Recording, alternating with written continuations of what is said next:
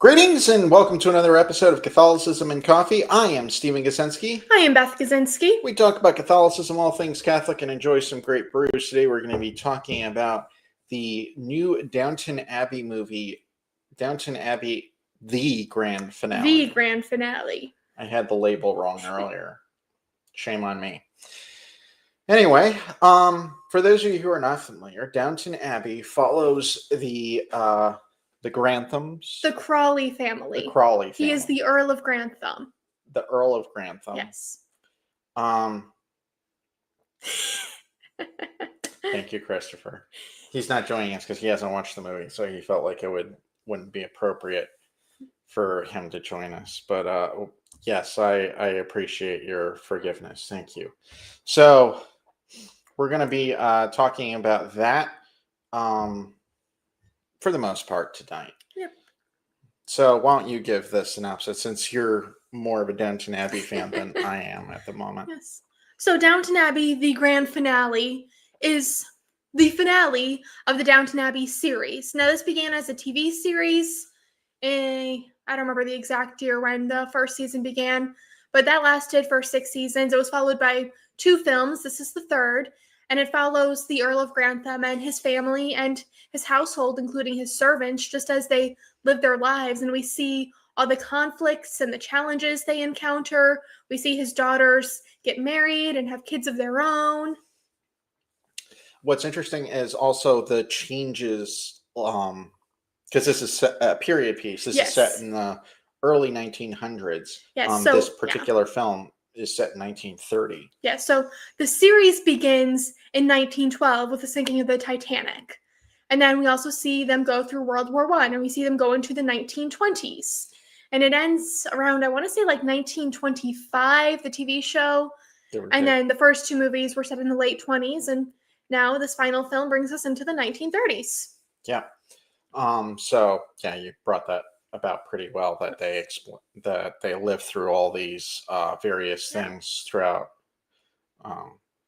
time, including the Spanish flu. Oh yes, the Spanish flu. And just changes in culture and technology. All the inventions. They start with the electric lights, and everyone's afraid of those. And then by the end, they have the wireless radio. Mm-hmm.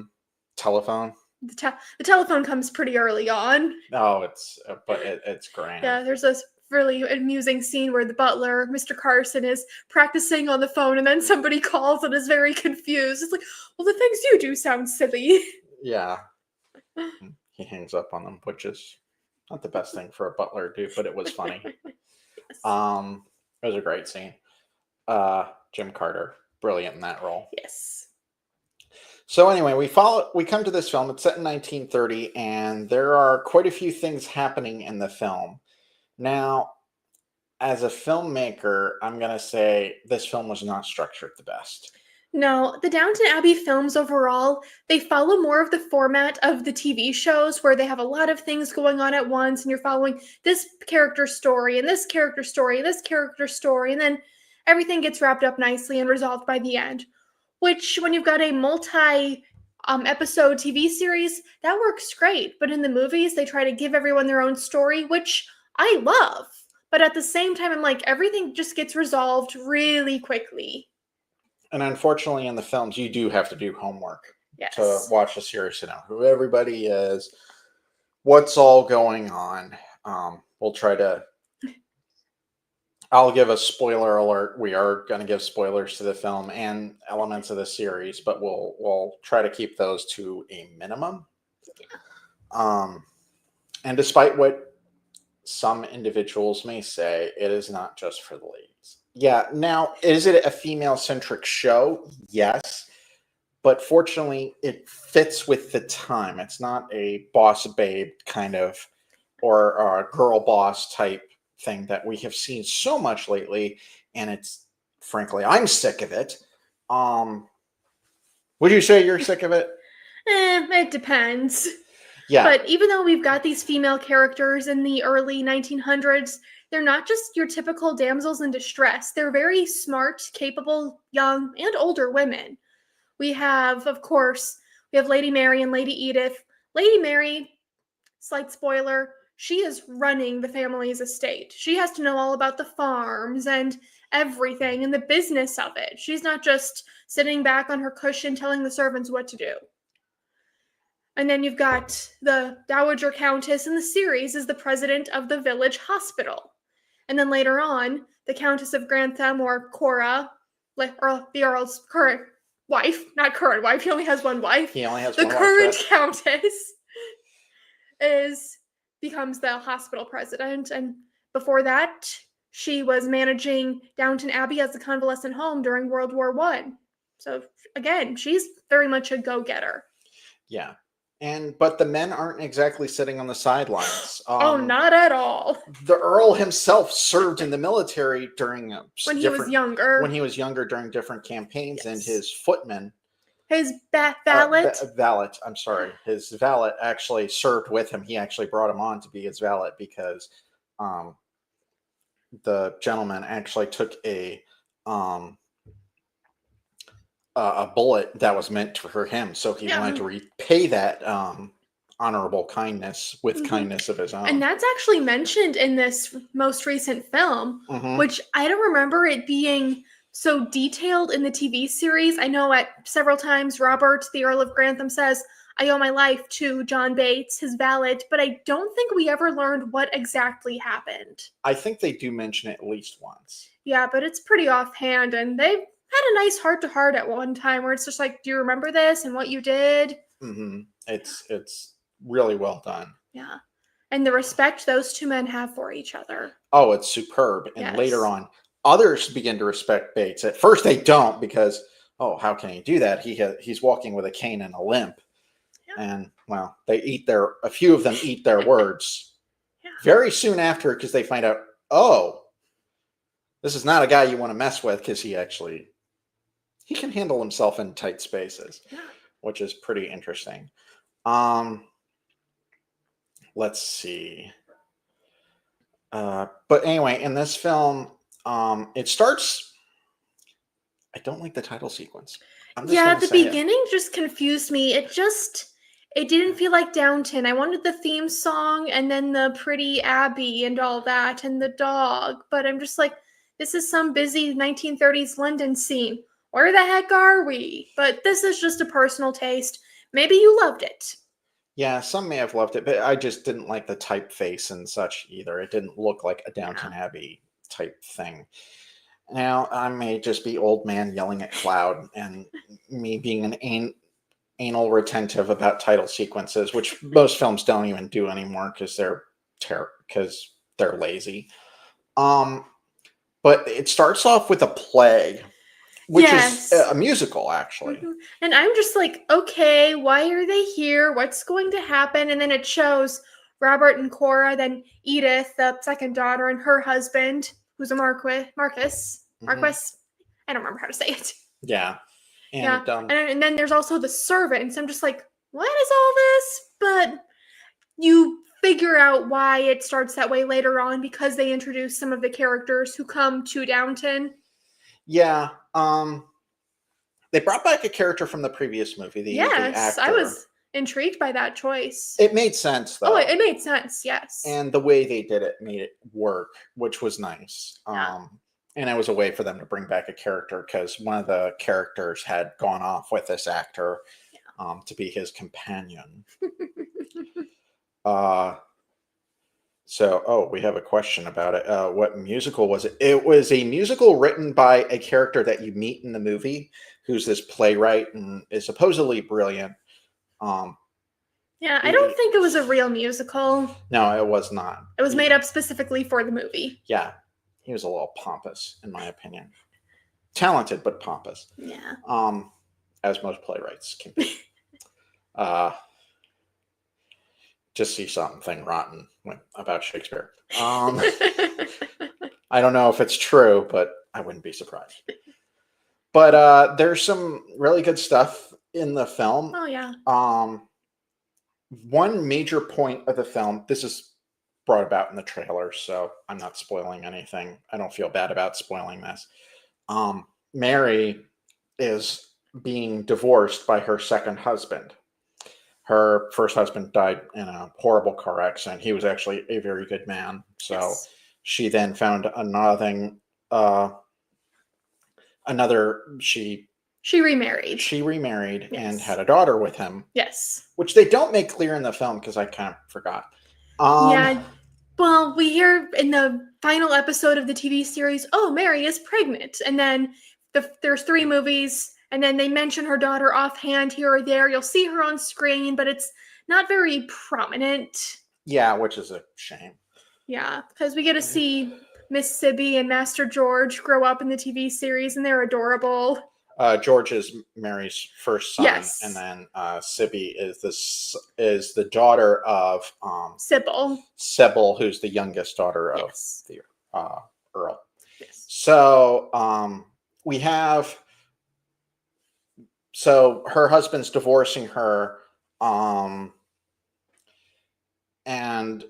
it's not anything she did, actually. They were separated for a long period of time because he was a traveling car salesman, I think. Yeah, he was a race car driver when they first met, and then he went into a car business with Tom, one of the other characters in the show. Mm-hmm.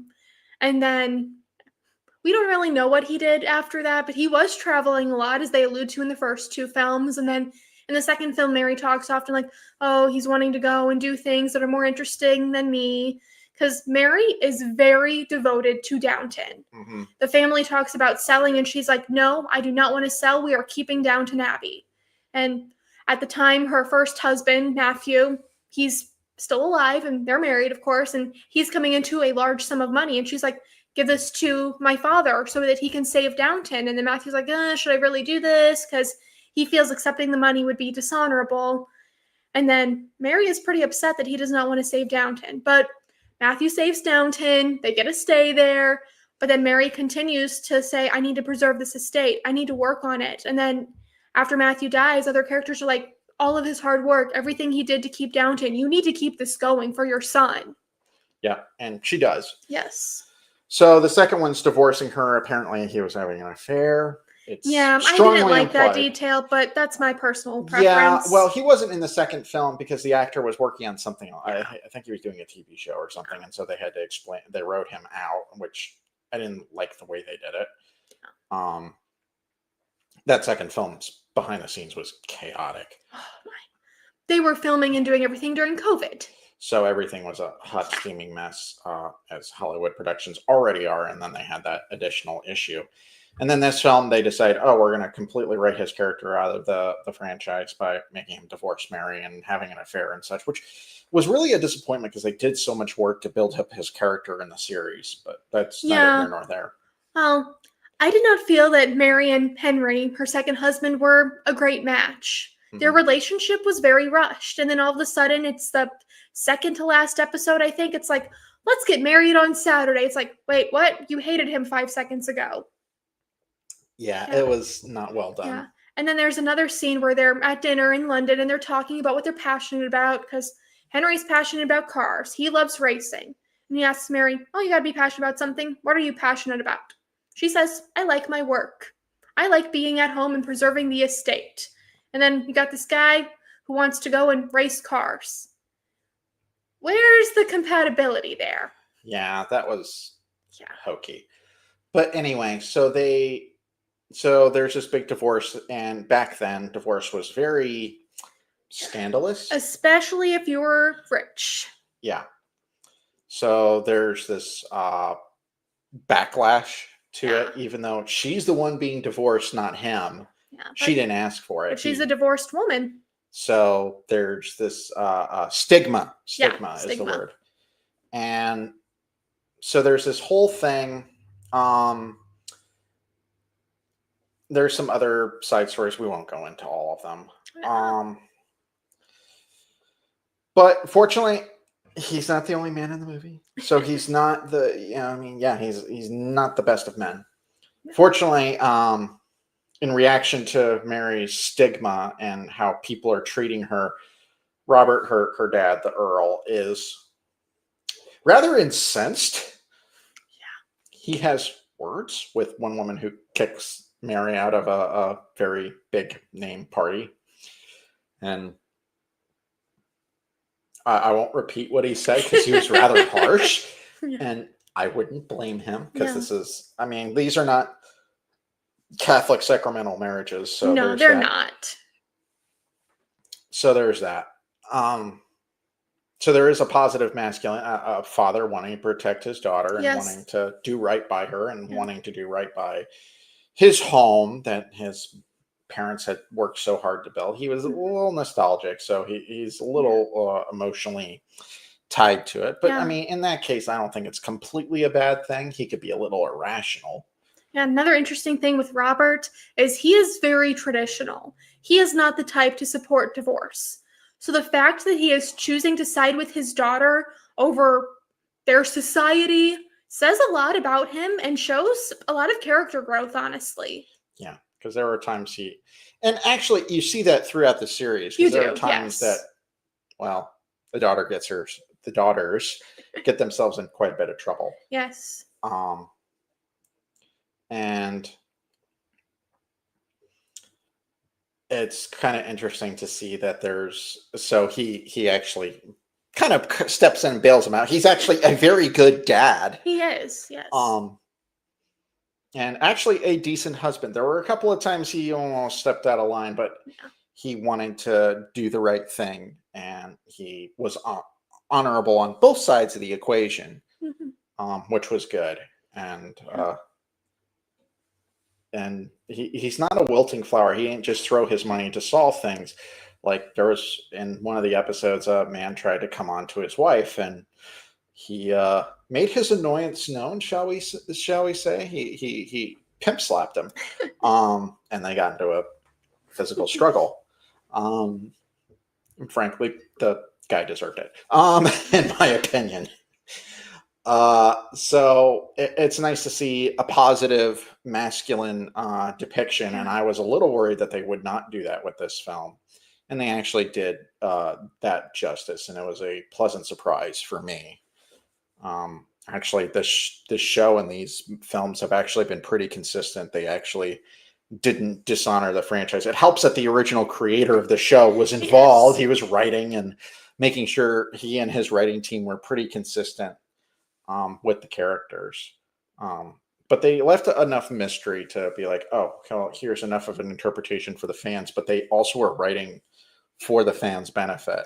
Yes, I've heard this reviewed as a love letter to the fans, and I agree. Yeah, because this isn't some greatly structured film, but there's just so many just touches of what makes Downton, what makes everybody love it. Well, the fans love it. I don't want to say everybody loves it. No, not everybody loves it. But it's because there were some nasty reviews and such. It's doing okay in the box office. Fortunately, it's a very low budget, so it hopefully will make its money back. Yeah, the second movie was not very profitable. I was surprised there was a third. Yeah, but I think it was because people were like, well, are we going to wrap this up? Or, I mean, the second film ended well. Yeah. But the way they ended this one was a good end for the franchise, too. And I'm glad it kind of wrapped up a few things. And without giving too much away, but this third film just showed just about every character, moving forward, moving on.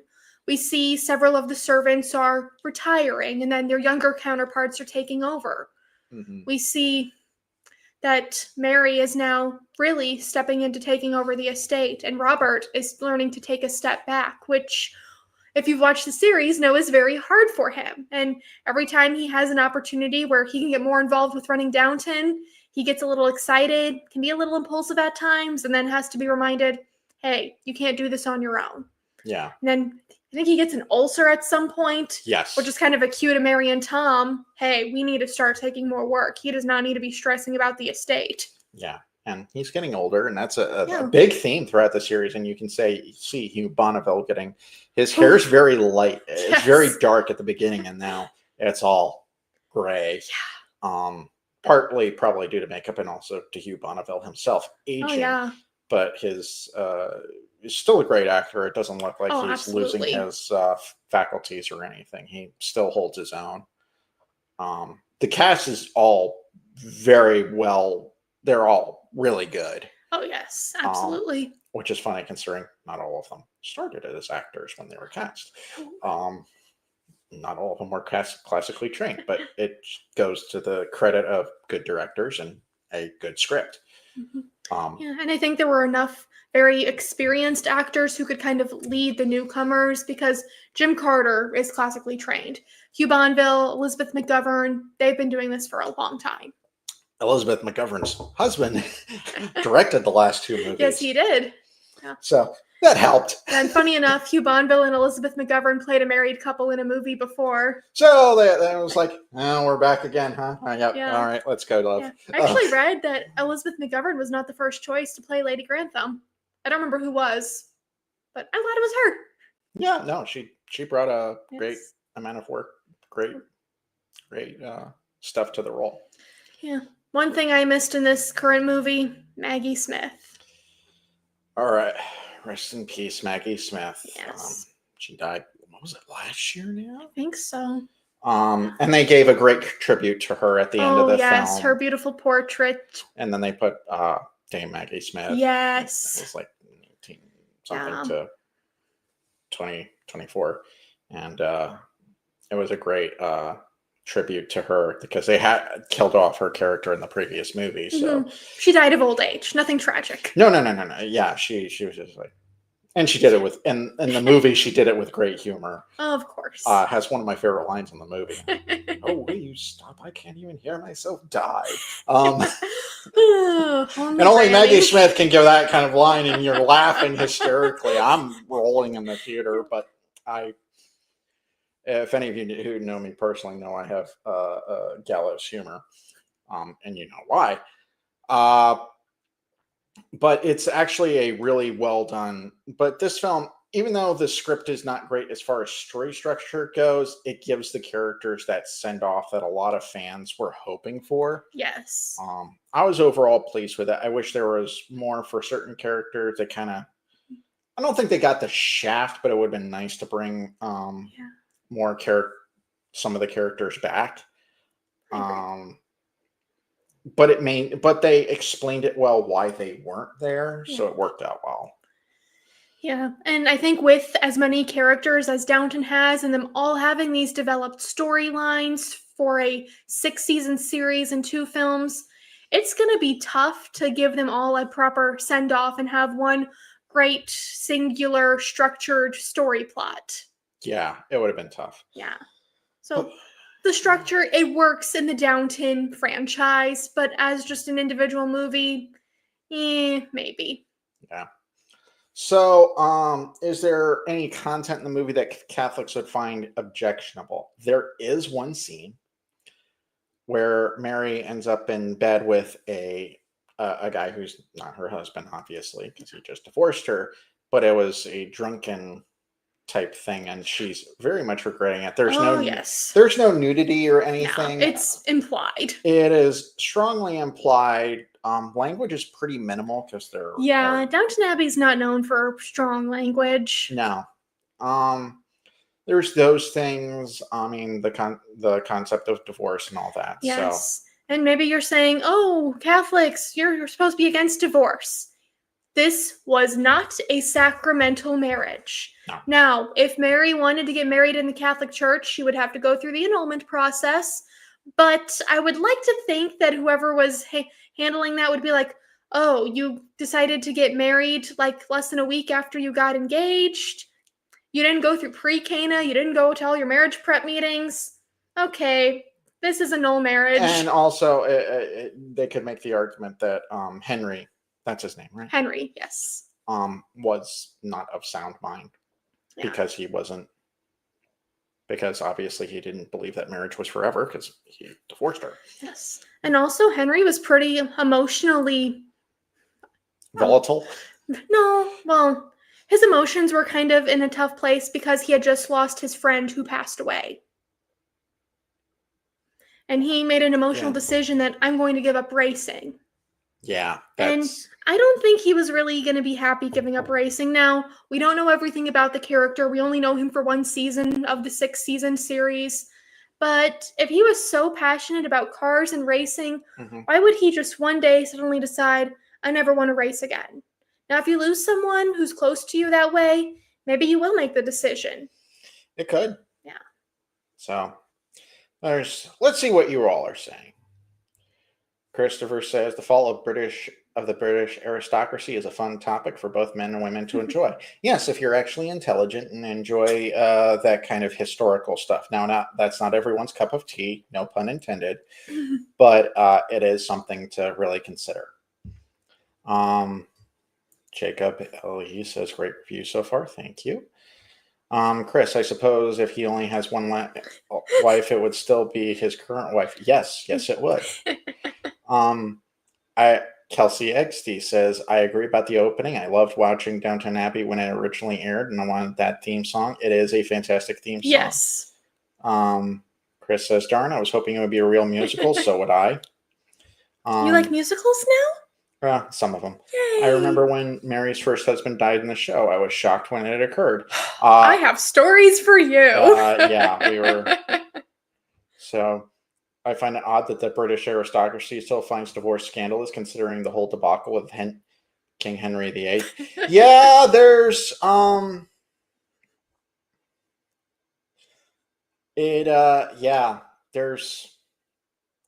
there's a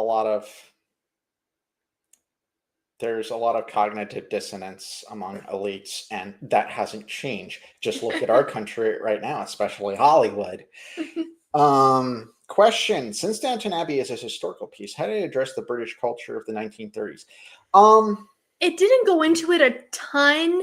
I mean, when the film starts, they're in the London season, but you just see them going to parties, wearing the pretty dresses, and they're the 1930s styles. They look much more modern compared to season 1.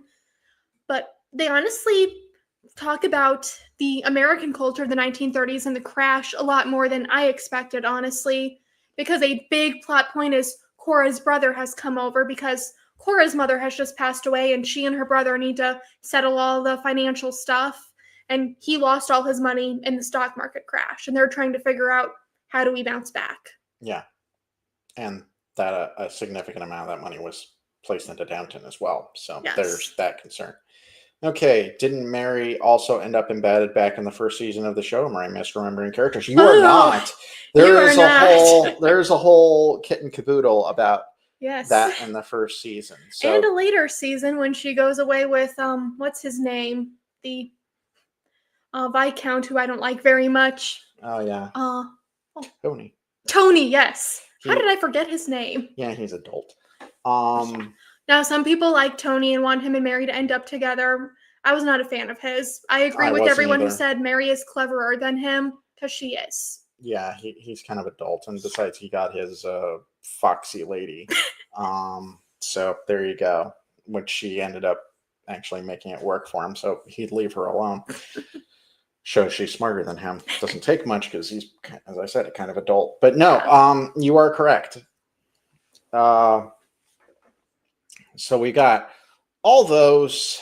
Yeah, it's a complicated show, and there's a lot of relationships and such, but they're not crying in hallways every 5 minutes, unlike television today. And thank God for that, because I would throw things at the television, and we'd have to replace it. And I don't want to do that. No, let's not replace the television. So that's why I watch older things now, because most modern television is terrible. Let's see. We talked about things Catholics should be aware of when watching this. What makes this a good film for Catholics to watch? The importance of family, the importance of tradition. Yes. Because it does mention a lot of importance of home and family and hearth and all that stuff, but also teaches about moving forward and understanding where tradition has its place. Now, we have sacred tradition. We also have our personal traditions, and we need to know the difference between the two. Whereas now they don't deal with sacred tradition like, say, in the Catholic Church, but they talk about sacred tradition of family, or secular traditionalism, which if they followed secular traditionalism to the T, Mary would be ostracized and outcast, and even in her own home, and they would not let her run Downton. In fact, but Robert and the others actually make an important historical thing that they would important choice that they're like, okay, we're going to support her. We're going to do everything we can to make sure she is accepted in society because Yes. technically it is not her fault. Which is very important. And they also, a major thing is also honesty, because they don't do it underhandedly, No, like they don't. dishonestly. Yeah. Now they are shrewd, which is kind of interesting because we discussed that in last Sunday's gospel. They are shrewd, but they are not dishonoring they're not doing anything dishonorable. They are, No. in fact, when society is dishonoring them, they kind of thumb their nose at them, rightfully so. Yes. So what happens, a big plot point is Cora is planning to have a dinner party at their home, which they do a lot throughout the series, but all of their friends and neighbors will not come because they don't want to be in the room with a divorced woman. So to kind of bribe people into coming, Edith, I think it is, invites the movie star and the playwright. And then the servants go and tell everyone in town, they tell the other servants. Oh, it's just a shame they can't be at the dinner party because this actor and this playwright are going to be there. It's like, oh, we're going to come now. Yeah. So it's not dishonest. It's a little shrewd. Yes. It's a little underhanded, but yeah. Yeah. Because the actor and the playwright are actually there. Yeah. They're there and they're like, we don't care. We're American. We're Americans. We actually just want, and we like you people because you lent your home to us to film our movie and such. And one of your servants actually wrote the script.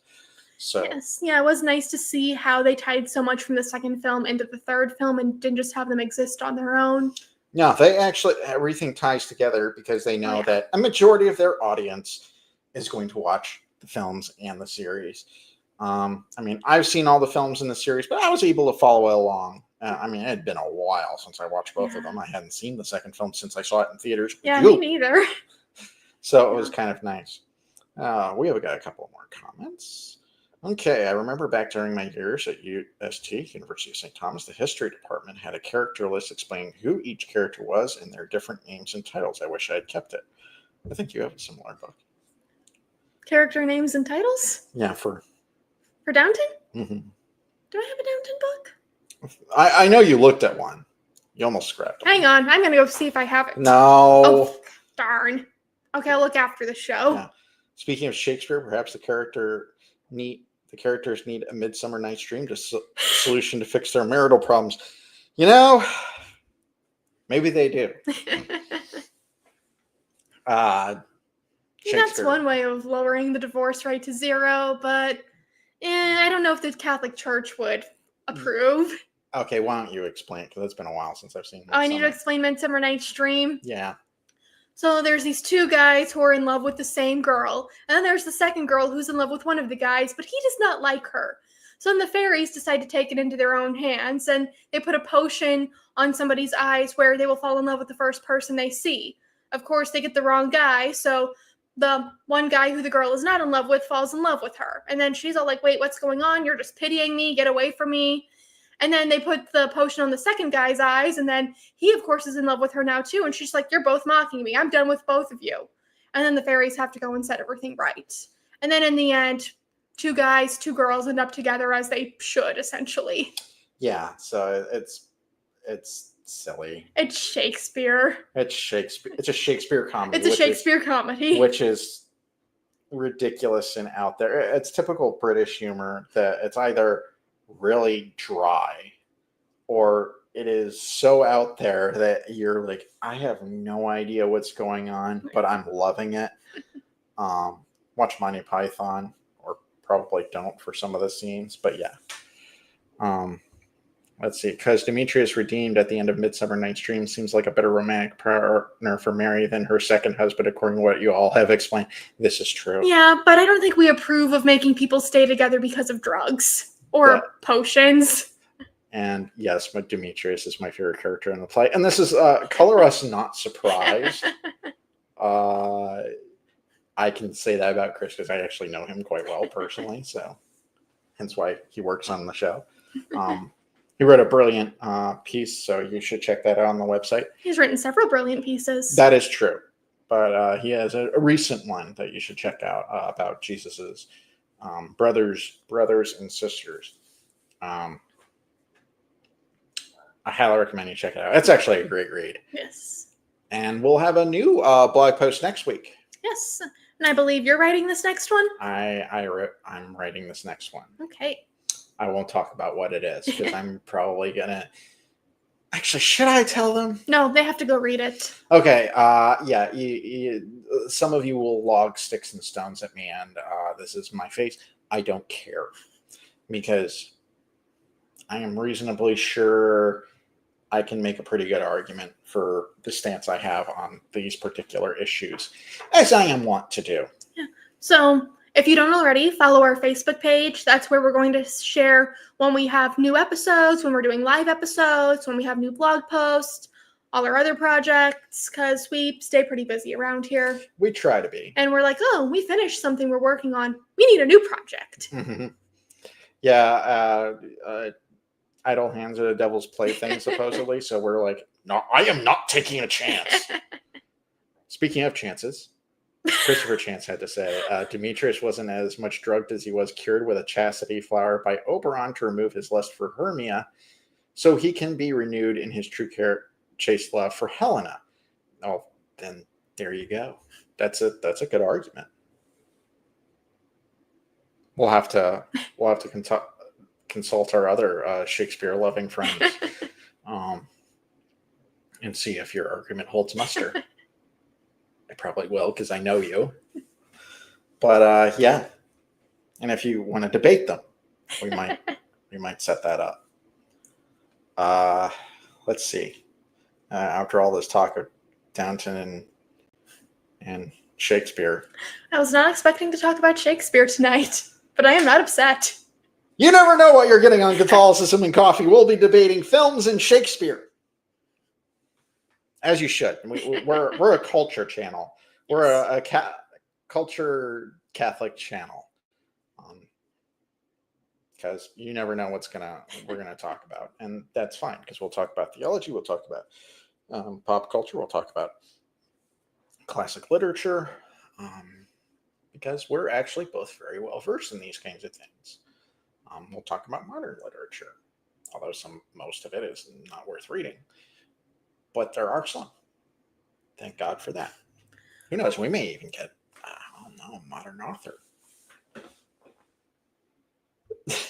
I'm up for it. Not so much on the debate because I'm not good at those. You might be better than you realize. I think you underestimate yourself, my friend. Let's see. We're working on another book. We're almost done. Hoping for a mid-October release date. That is our ideal release time.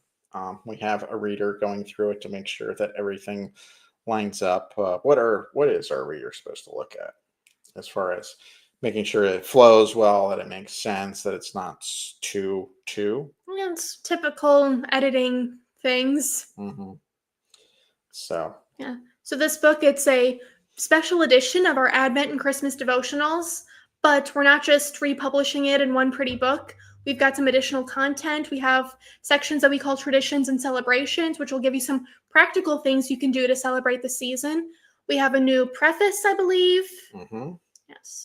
So lots of new material. And we have some personal notes in there. And some personal notes and lots of stories. So if you want to know anecdotes about our lives, go check out the book. I don't know if that's an attractive prospect to any of you, but there you have it. There you are. It's there. Well, we didn't include our best story. Which one? Which one's that one? The one about the meat thermometer. That's for another book. Okay. I might write a book about how to keep your marriage intact. That's what. Okay, now that you've said it on the show, you have to write this book. I might have to. You can't make empty promises. That's what the devil does. I might have to write the book. Yes, you have to write the book. I might write that book, or put that story in another book, but keep it. Okay, related. That's fair. But yeah, it may end up in another book. Meat thermometer. Deep cut of lore of CNC there. That was not your best pun. It wasn't. I wasn't even thinking about making it a pun. I was just talking about how it's a deep lore. subject, at least in our marriage anyway. We haven't talked about that much on CNC, and that's okay. Anything else we should go over before we wrap up? I can't think of anything else. We talked about Downton, covered a lot of things, which I didn't even expect to talk about, but that's never a bad thing. No. It gives us content. We get things that we get to hear from you, which is great. Yes. So, if you're not subscribed to the channel, what's the matter with you? Why? You need to subscribe to the channel so you know what kind of content you're missing. And then, like, so that way, hey, we know that you like this content and we'll make more of it. Or I already said subscribe, so you can know when we're going to be posting something new. Comment. Yes, we want to hear from you. We really do, because that way we can know, okay, did you like this? Did you want to hear more about it? Do you have questions? And our tech support will go through the comments and inform us thusly. Yes, because if we don't hear from you, it just feels like we're either talking to ourselves or talking to a screen, and I'd rather hear from you. We definitely would. Let's see. I think that about covers it. I think so too. All right. Pray for us. We pray for you every night. Yes. Almost every night. Just about. Every night. Unless one of us is really, really ill. I like to think we still pray for everybody in our hearts. We try to. So, in the meantime, be bold, be brave, be courageous. Enjoy your caffeinated beverages. I already finished mine, so I'm not going to raise my mug. And enjoy your weekend. God bless. God bless. Go to Mass. Go to Mass.